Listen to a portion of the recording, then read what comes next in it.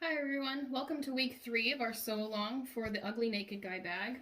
I have these again in case you needed reminded what we're aiming for here. This is the small and this is the large size. Both of these have fabrics from Royal Pixie Custom Fabric if you're looking for these beautiful fabrics. Today we are starting with step 12 and we'll be going all the way through step 25. I wanted to catch you up on a couple of things that I missed last time as I was going through, just to make sure your zipper is going to the left on your front pocket. I had it going the wrong way, and so I took some time after last time's video and I flipped it. I want my zipper to be going to the left and not the right. And another thing, I forgot to top stitch the bottom of this pocket, so I've ripped the sides just a little bit. And I'll top stitch just this pocket. Make sure that you don't get your exterior in there. It's probably easier if you hadn't basted first, but it'll be fine.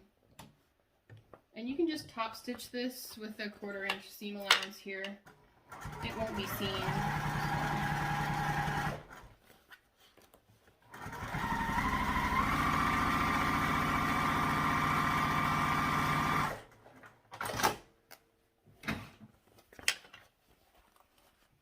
So I just top stitched it and it'll be fine in the seams later. Okay, so now that I have this front panel how I want it this time, we will be taking our side panels. So you'll want to grab your piece that looks like this and put it right sides together with your front piece. And we'll be sewing these side seams together with 1/2 inch seam allowance, opening them back up, and then top stitching just like we've been doing this whole time. So I'm going to pin just a couple of clips in here.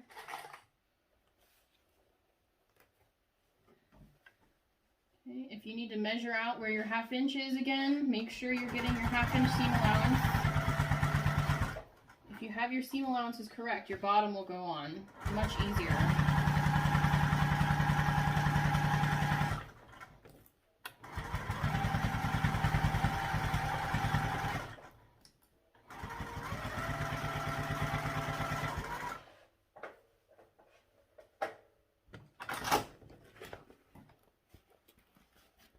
Okay, so again, we'll open this up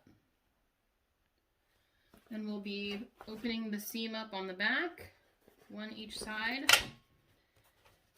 Well, no, this one, I'm sorry, you want to press out so that that zipper, you want that zipper to just be flat.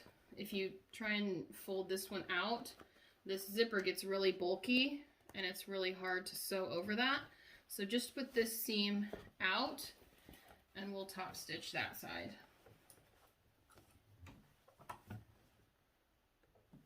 Again, find that place on your foot where you're following and follow it for this one too.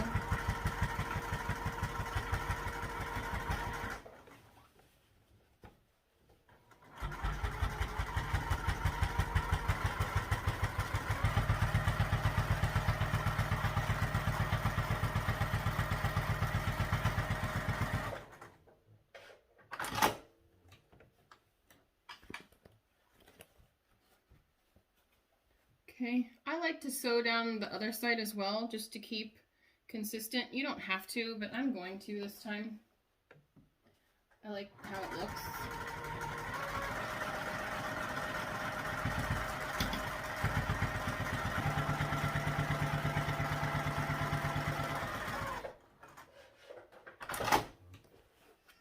Okay, got one side done.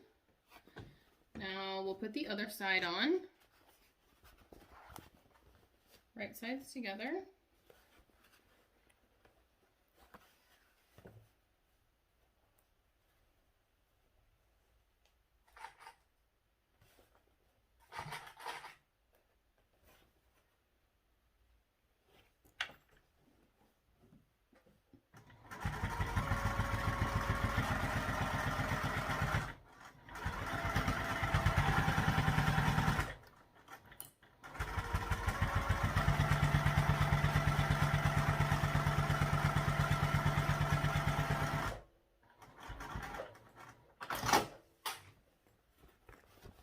This time we'll be pushing the seam out the other direction, so you want to keep that zipper flat, and you can trim it if you want to.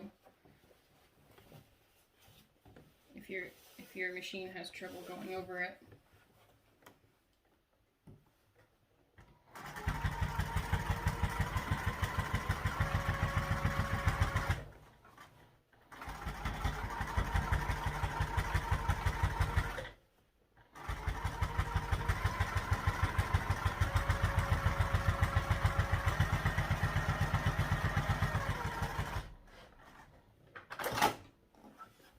And the other side. You don't have to do this step if you don't want to. It's not in the instructions.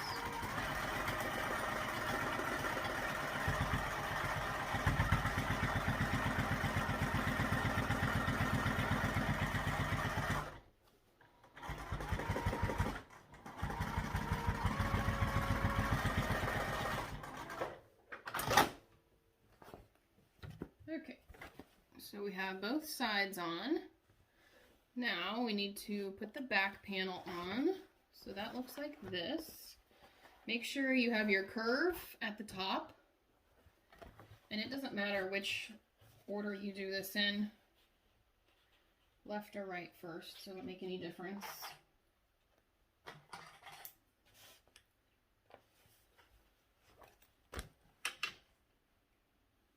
Same 1/2 inch seam allowance here.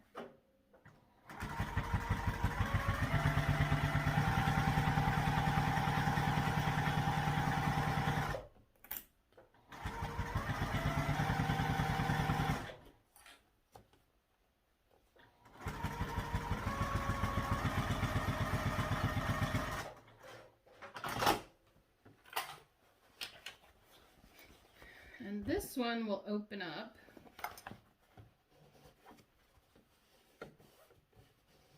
So you can iron it if you want. I usually just finger press it. It seems to lay pretty flat for me. And then we'll top stitch this, both sides.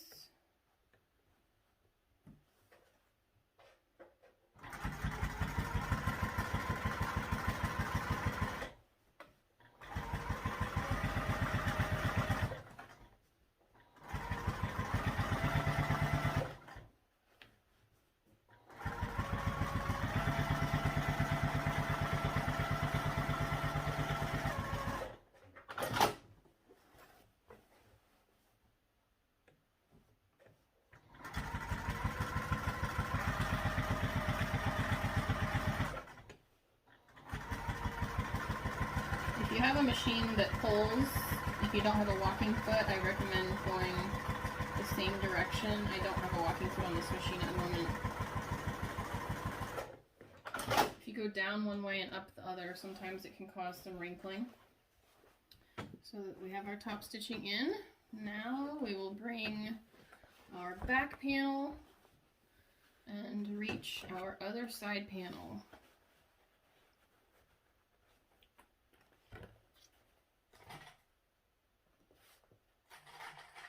Almost done with this part.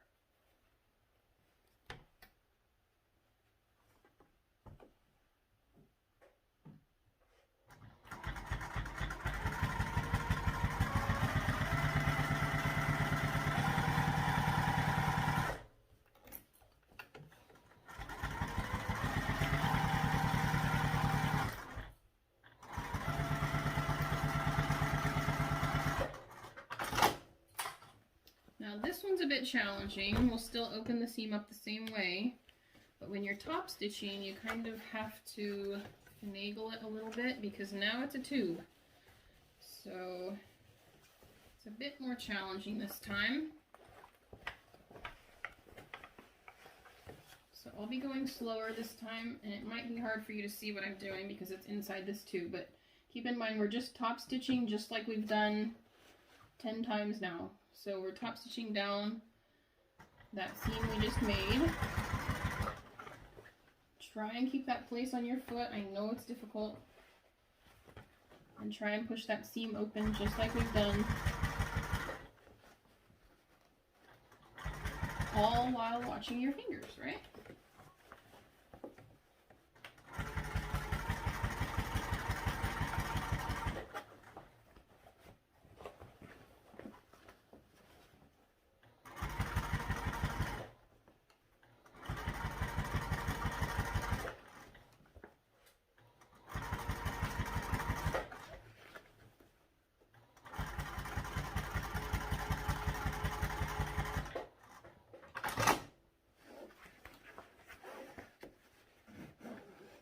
one side is done, so I'll go down the other side.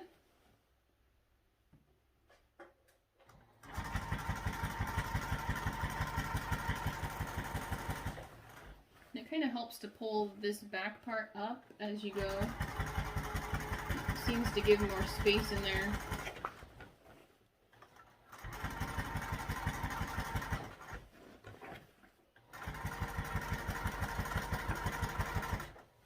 That way that hand's out of the way too. You're not at risk of catching it in your needle. Okay.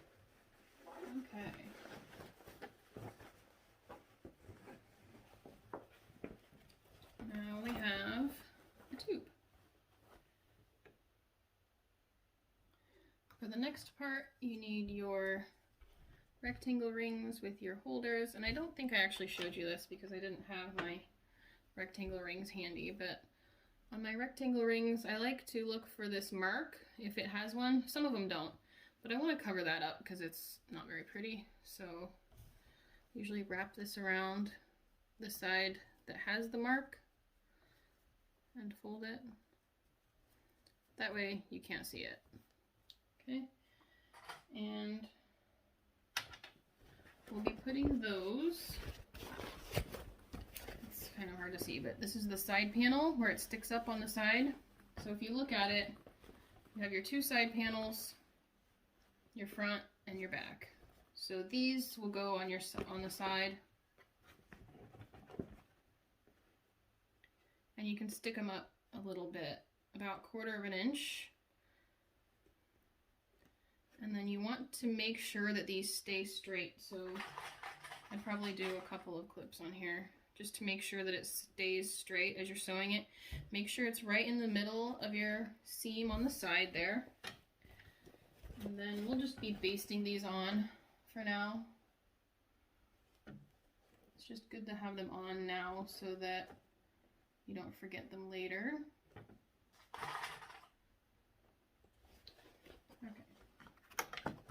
So I'll go over these 2 or 3 times because you want to make sure they're secure. We'll be sewing over them again in the final bag construction, so I'm not too worried right now. Alright, you got your side rectangle rings on. Now we want to take our base. Here's the base, and find your middle of your base on both the long and the short side.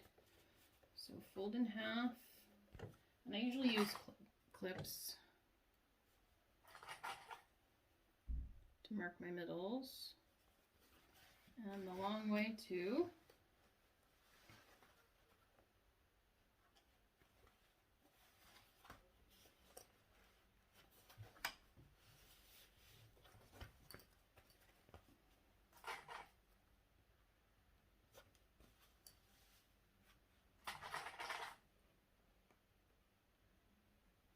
Okay, now we need the middles of our bag, and they're all marked, so if you've done all the seams, if you've put it together, if you put your pattern pieces together and cut the front and back as one piece as one of the hacks, then you won't have the middle seams, but here we do. So match up your 4 your 4 sides rather.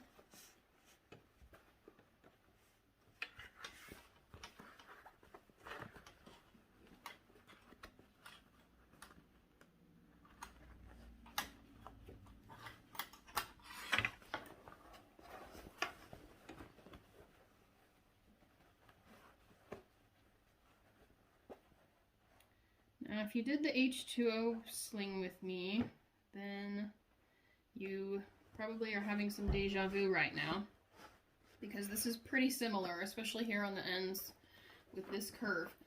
So I've learned a few tricks with that. Basting, hand basting, is very helpful with keeping this base in. But what I have found I like the best is a stapler.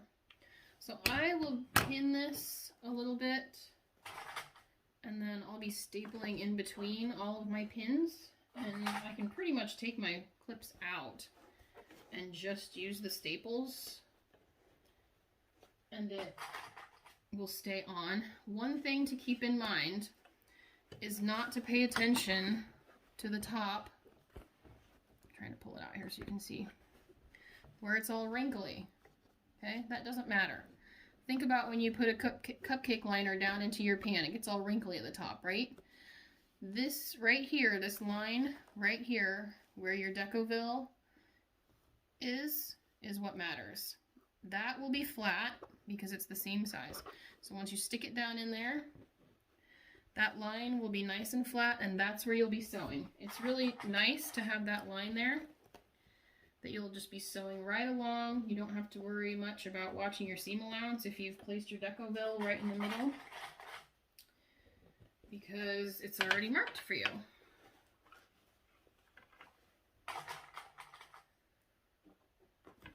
Just going to throw a couple more clips on here. I want to make sure it's even before I start stapling. Okay, and then I'll take this, and I try and keep my staples in the middle here because I'll be trimming this. You can't put it too low, obviously, or it's going to hit your needle. So I try and aim for the middle of that seam and just staple all around. And then you can even remove some of your clips as you go, probably. I do usually.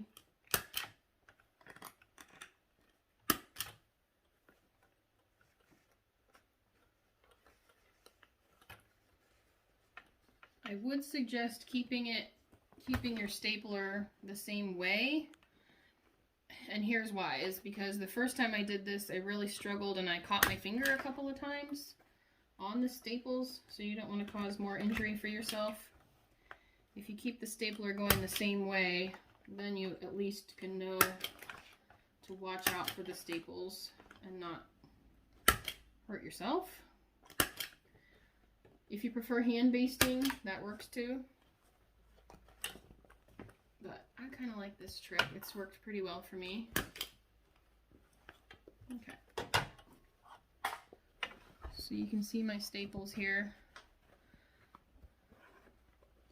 So now I'll just go ahead and sew this on. So I like to start on one of the flat sides so I can feel a little bit accomplished before I get to that curve, and kind of get my bearings for where that Decoville is. And you'll just want to follow your Decoville line all the way around. If you've done staples, you don't want to catch the staples, obviously. I like to pull this up as I go around the corner. And kind of open it up a little bit.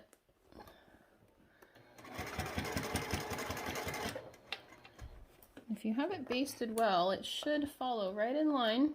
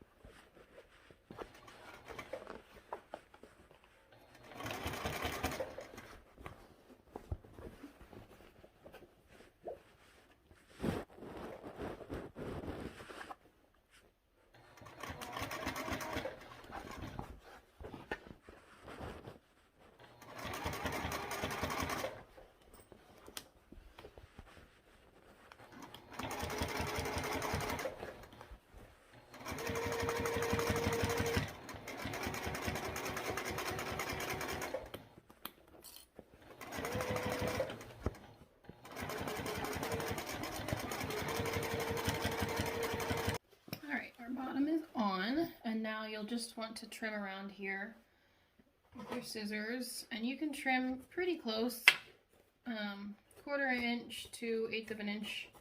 You definitely don't want to cut through those threads though. So go ahead and trim that, and that's why you can staple, is that you're trimming it off anyway, so the staples won't matter.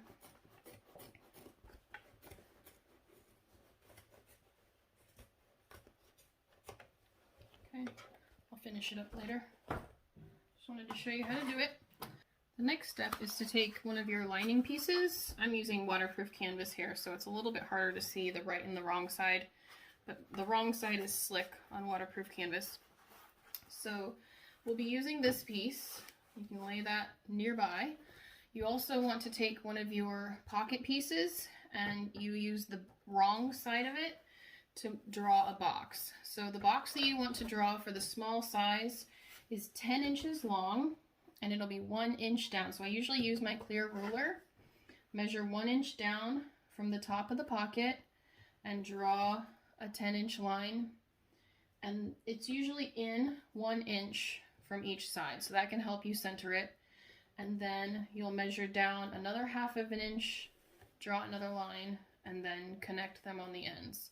So we'll be using this box to insert our 10-inch zipper. So take your lining and you'll lay this pocket on. Make sure you center this as well. It's also about 1 inch down from the top. You can make sure it's nice and straight. I usually don't pin this because I find it difficult to pin it for one thing, but they usually stay pretty well on top of each other. And you'll just sew along this whole box right on top of your line.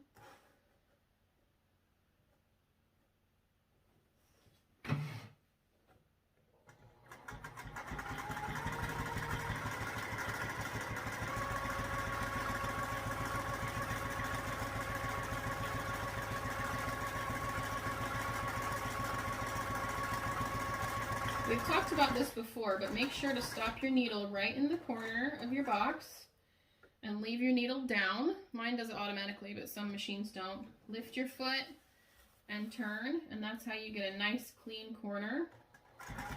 Stop in the corner with your needle down, raise your foot, nice clean corner there.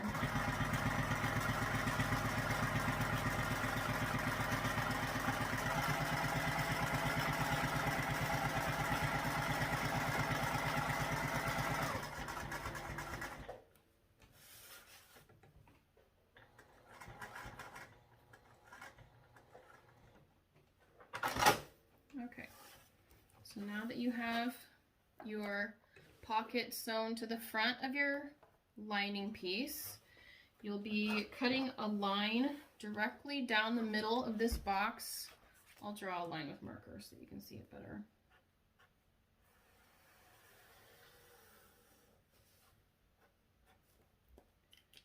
Okay, so you'll want to cut on this purple line. You'll cut directly down the middle of your box and then make little V's at each end, like that. And then make sure you don't cut through your stitching. I did that once and it was not very fun.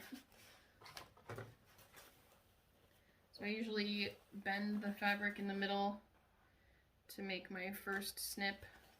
Don't do it too far, you risk making a funny shape. Just enough to get the scissors in, down to the end, and cut a V. You want to go close to your stitching, but don't snip through it.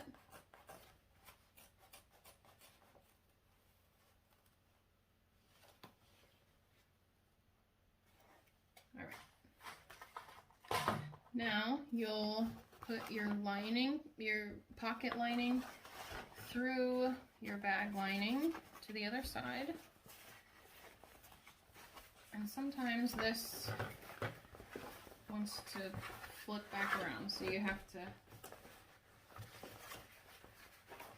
be rough with it. This waterproof canvas, I can kind of press a little bit. If you want to iron it, if you don't have canvas, obviously I can't iron this, so it'll melt, but if you have just regular cotton, ironing it here is a great idea. You want this to lay nice and flat so you can get your zipper in there.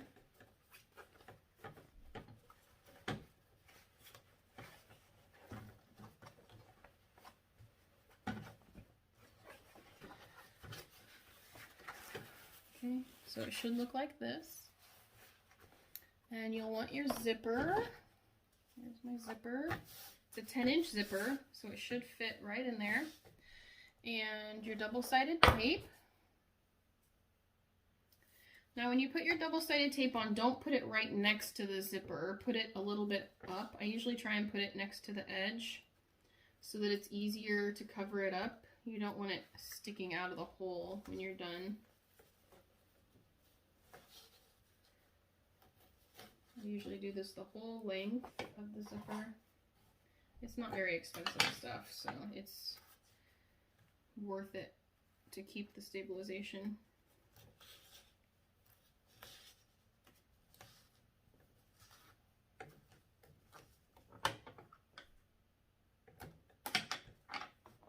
Okay. And then you can remove the covering. If you don't have double-sided tape, you can just pin it in there, your zipper. Then I usually lay this down first and lay my pocket on top so that I can see what I'm doing. I like to start with the left side so that the zipper, you want your zipper head on the left so that all of them are on the, all of your zippers are on the left.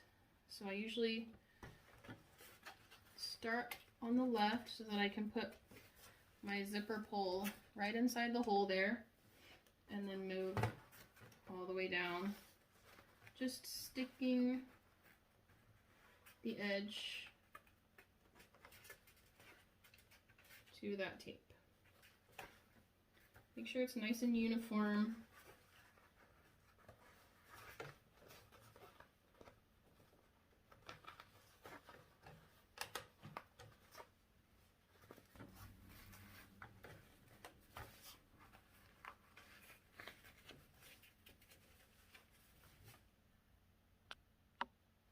Okay, so the zipper, I haven't sewn it yet, but I want to show you what it looks like. Now we will sew right along about 1/8 of an inch from the zipper. You shouldn't need your zipper foot for this. You're far enough away that it should be fine.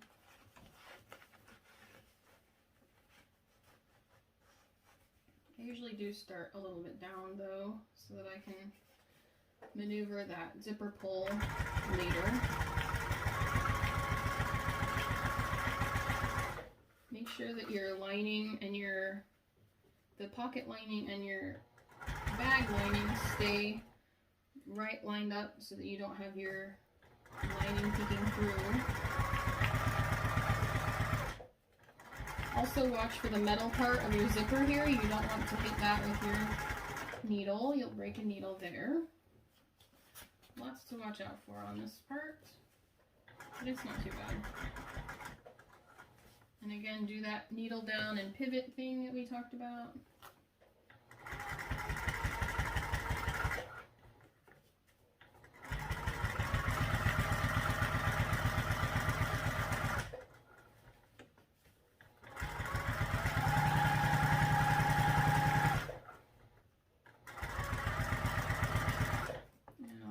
Open the zipper here so that it's out of the way. And it has a lot more stability now than if I had done it at the beginning.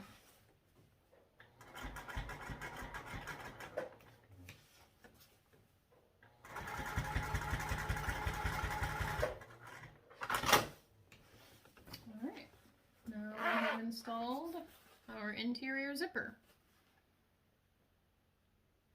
So now that you have completed your zipper, we'll turn this over and we will be finishing this pocket. So take your other pocket lining and put them right sides together, and we'll be sewing along the top and the both edges. So go up one side, along the top, and down. Leave the bottom open for now. This is how we'll be doing the final turn. So Make sure to fold your bag lining out of the way as you do this. And it's a 1/2 inch seam allowance on this part.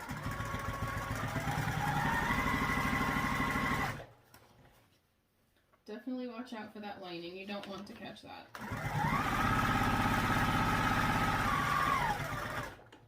You can do your pivot thing here too to keep these together.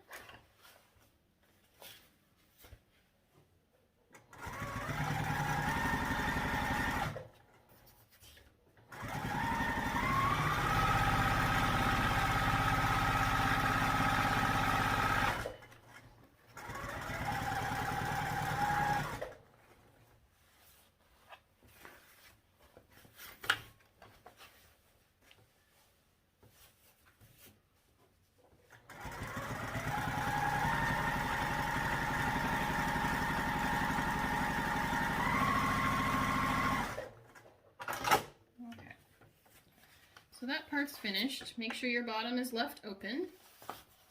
Now we'll take our other lining panel and put it right side together. So we have the part with the zipper, our other lining panel, right sides together with 1/2 inch seam allowance.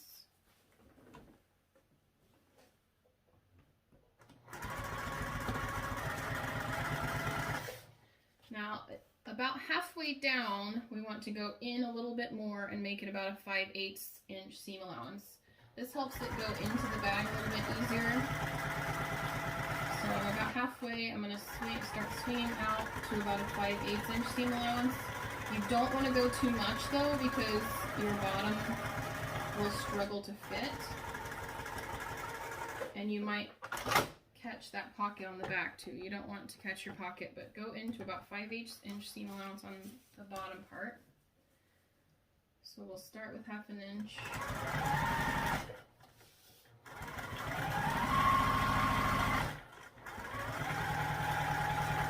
And then about halfway down, start swinging out to 5/8 inch.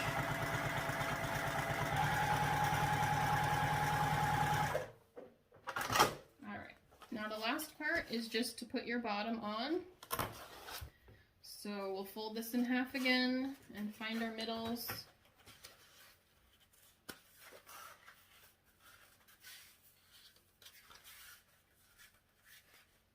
Just like we did last time.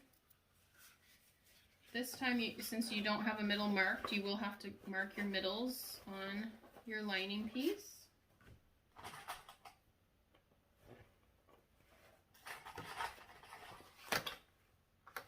Okay. So go ahead and finish up that part, and I will see you all next week. You can post a picture of your completed lining with the bottom in and your completed outside with the bottom in. And next week we'll be finishing it all up. See you all later. Bye-bye.